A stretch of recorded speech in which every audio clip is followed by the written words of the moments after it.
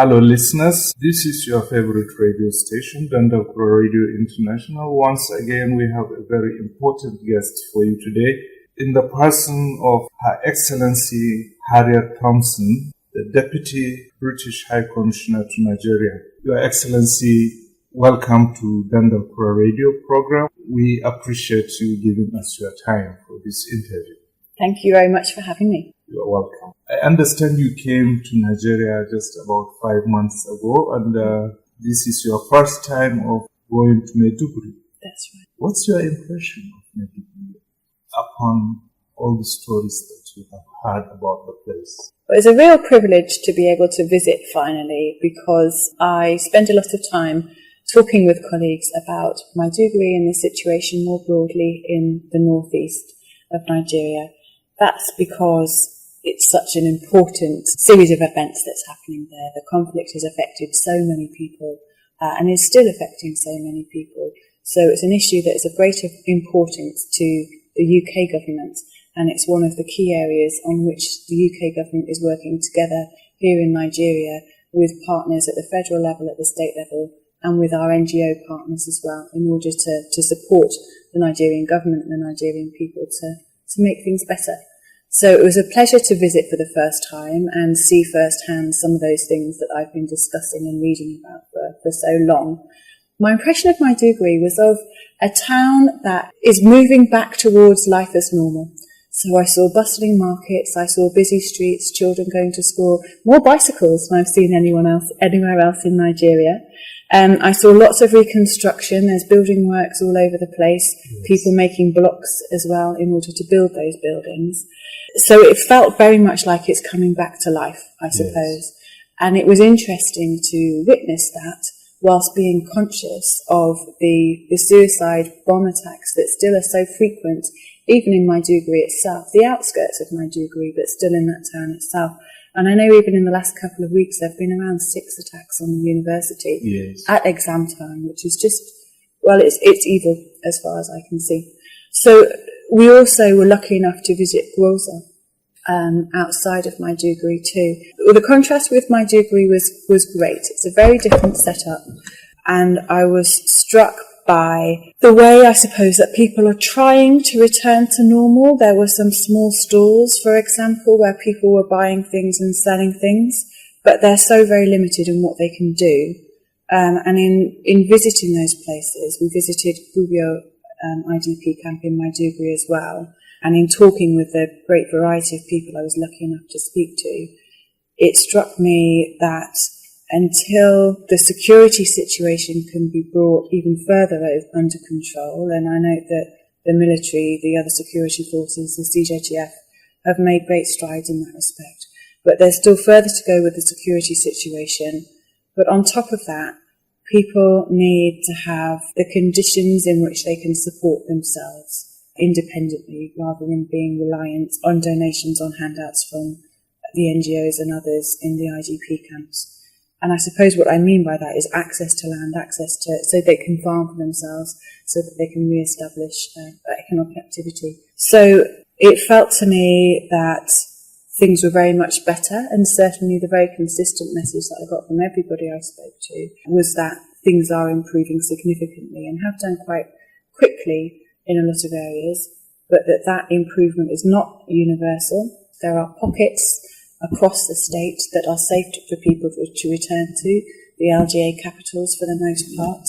But beyond that, it's still very difficult for people, it's still not safe. And I think it's important that people who've been forced out of their homes have a thorough understanding of the security situation back in their homes, so that they don't return too early and are putting themselves in danger. I had a good conversation with Governor Shettimer about this, and he was adamant that people must not return and it's not safe for them to do so.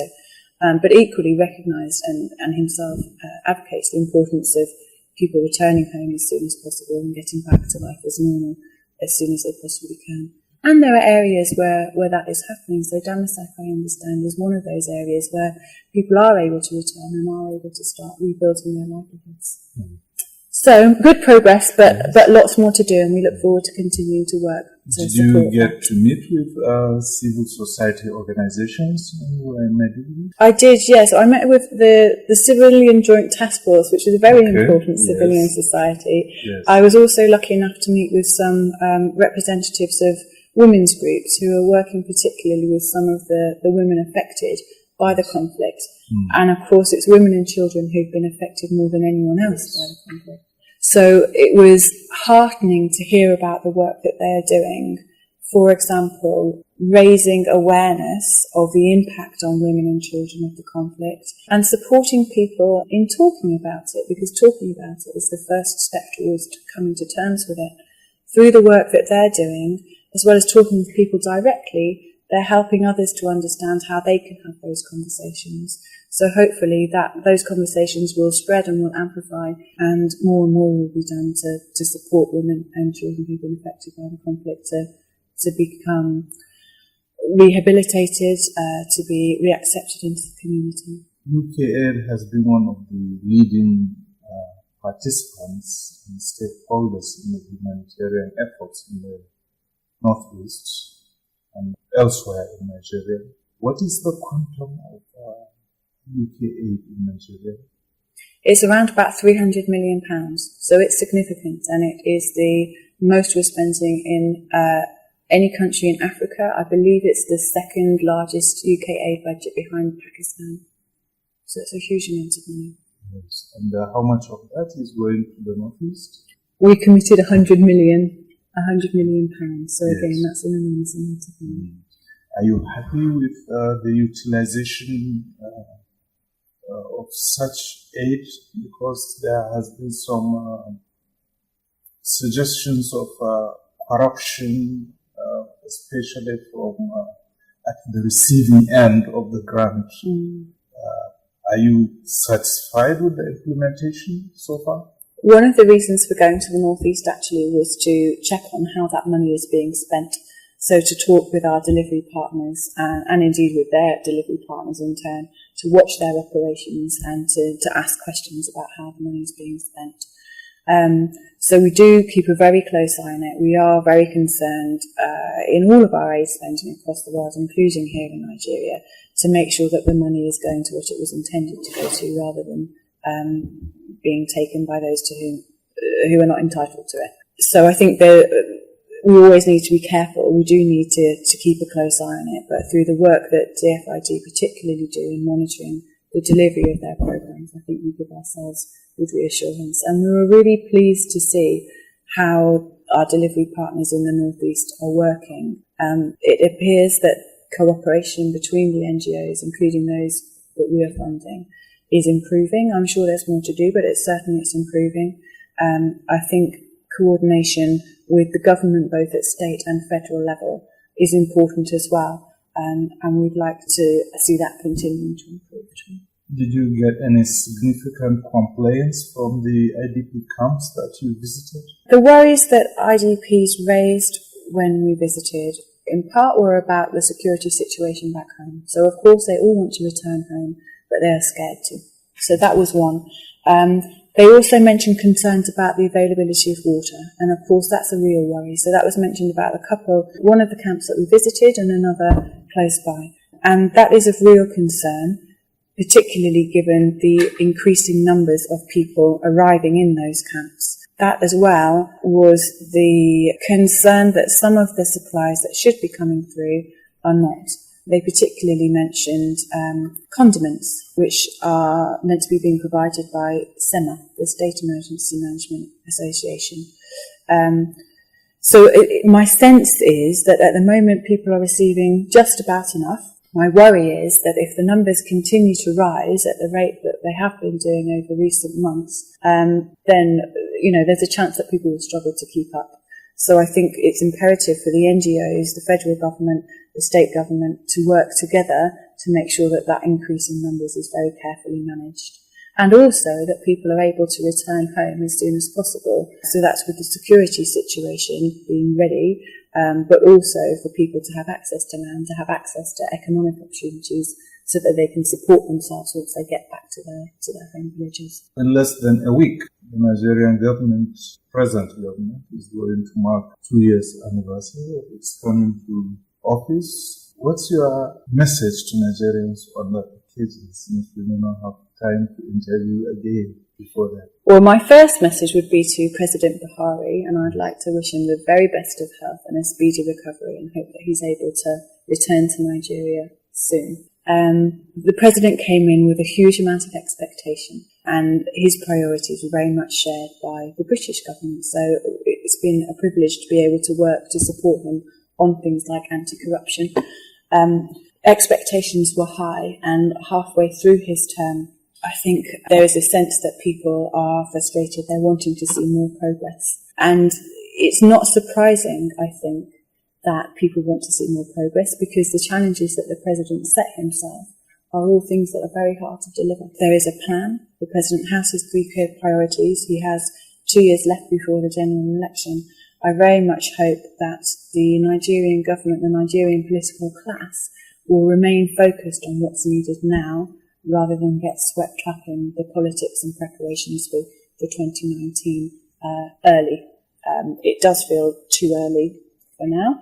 I think we're beginning to see signs of people positioning themselves, and there's a lot of chatter on social media, particularly in the press, about who might be standing and who might be supporting whom, and so on. And I'd very much like to see the government, but the entire political class, remain focused on what needs to happen now, what needs to be delivered now.